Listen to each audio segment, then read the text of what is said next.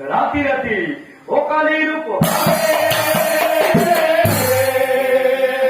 হওয়াৰ আগে আগে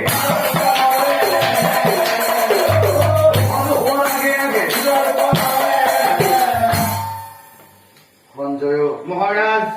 মই যিখিনি তথ্য তোমাৰ পৰা শ্ৰৱণ কৰিলো এইবিলাক মানে কৃষ্ণই কৰি আছে হয় মহাৰাজ এই সকলোবোৰ প্ৰভু কৃষ্ণই কৰি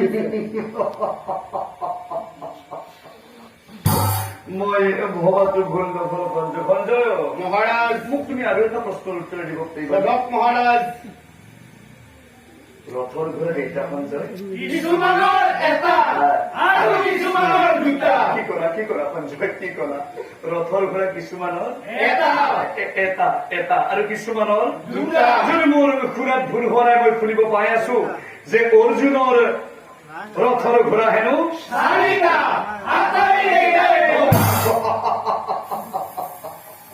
কি চমৎকাৰ সঞ্জয় কি চমৎকাৰ অৰ্জুনৰ ৰথৰ ঘোঁৰা চাৰিটা আৰু আটাইকেইটা কোৱাচোন সঞ্জয় কোৱা অৰ্জুনৰ ৰথৰ ঘোঁৰা চাৰিটানো কিয় হল আৰু আটাইকেইটা বগা হৈ গল সঞ্জয় ভুল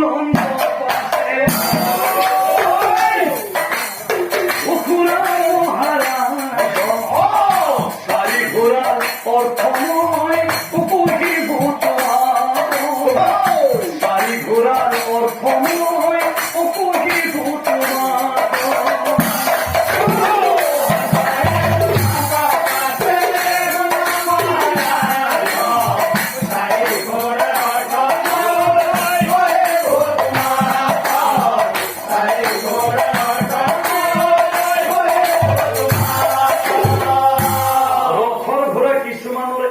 কিছুমানৰ কিন্তু দুটা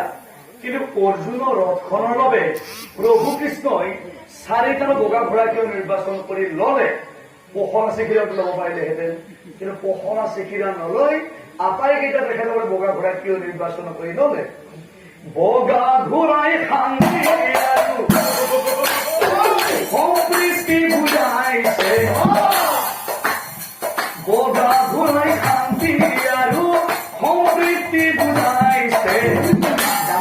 ডাঙৰে আহিছে এনেকৈ ভাবিব নাই তোমালোকে আকৌ যথা ধৰ্ম তথা জয় শ্ৰীকৃষ্ণই কবি দিছে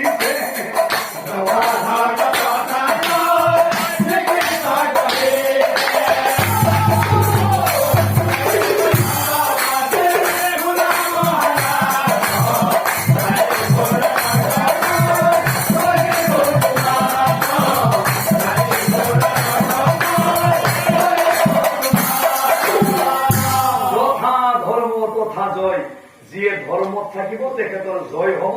অধৰ্মৰ পৰাজয় হব এই কথাষাৰি গান্ধাৰীয়েও দুৰ্যোধনৰ যুদ্ধৰ প্ৰাক মুহূৰ্তত কৈছিল তেতিয়া শুনি যাওক মহাৰাজ এই চাৰিটা ঘোঁৰাৰ অৰ্থ মই ভিন্ন ভিন্নকৈ বুজাই কৈ যাওঁ এই প্ৰথম ঘোঁৰাটোৰ অৰ্থ হৈছে ধৰ্ম দ্বিতীয়টো ঘোঁৰাৰ অৰ্থ হৈছে অৰ্থ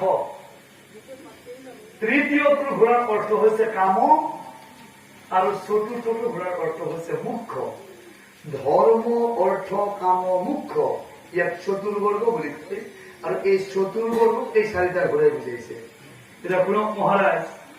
আমি মানুহবিলাকো জীৱিত অৱস্থাত কি কৰিব লাগে? এই ধৰ্মৰ মাজত থাকি অৰ্থ সৎ পথেৰে উপাৰ্জন কৰি কাম মানে হৈছে সংসাৰখন, উপাৰ্জনৰ ধৰণে সংসাৰখন পৰিচালনা কৰি মুখ্য প্ৰাপ্তি হ'ব লাগে, কি কৰিলে যাব লাগে?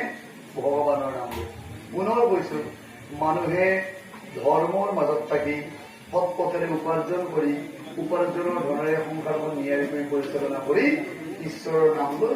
গতি পাব লাগে, কি কৰিলে যাব লাগে। যদি মহাৰাজ আপুনি এই দুদিনীয়া সংসাৰখন চলাবলে আপুনি যদি কাৰোবাৰ পেটত ভুল মাৰি উপাৰ্জন কৰিছে, আপোনাৰে হওক বাকীবিলাকৰ নহওক বুলি মনোভাৱ লৈছে মহাৰাজ, এইবাৰ কিন্তু পৰিৱৰ্তন আনিবই লাগিব। মহাৰাজ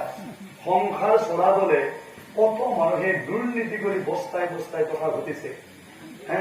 আৰু মহাৰাজ গোটেই দিনটো কৰ্ম কৰি কিছুমান মানুহক খাবলৈ নোজোৰে, কিছুমান মানুহে কিন্তু দুৰ্নীতি কৰি বস্তাই বস্তাই টকা ঘটিছে। তেনেকুৱা যদি দুৰ্নীতি কৰি উপাৰ্জন কৰিছে মহাৰাজ, এইবাৰ কিন্তু পৰিৱৰ্তন আনিবই লাগিব।